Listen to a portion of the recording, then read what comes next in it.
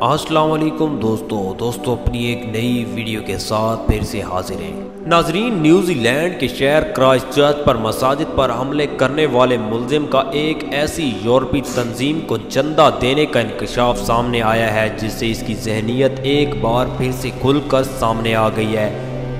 عالمی خبر رساں ایجنسی رائٹرز کے مطابق آسٹریلی چانسلر سیباسٹین کورز نے بتایا کہ سانحہ کرائسٹ چرچ کا ملزم جس نے مساجد پر حملہ کر کے 50 مسلمانوں کو شہید کیا، آسٹریلیا کی اس شدت پسند تنظیم کو چندہ دیتا رہا ہے۔ اس تنظیم کا نام آئیڈینٹیٹیرین موومنٹ ہے۔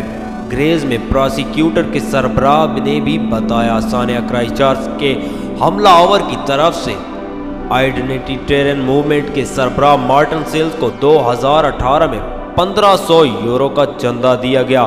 رپورٹ کے مطابق نیوزی لینڈ پولیس کی طرف سے بھی گزشتہ روز ایک بیان جاری کیا گیا ہے جس میں ان کا کہنا ہے کہ سانحہ کرائسٹ چرچ کے حملہ آور کے خلاف نیوزی لینڈ اور دنیا بھر میں بے شمار تحقیقات جاری ہیں، تاہم پولیس نے ان تحقیقات کی تفصیل بتانے سے انکار کر دیا ہے۔ تو دوستو، یہ تھی اب تک کی ہماری ویڈیو۔ مزید ویڈیوز دیکھنے کے لیے ہمارے چینل کو ضرور سبسکرائب کیجیے۔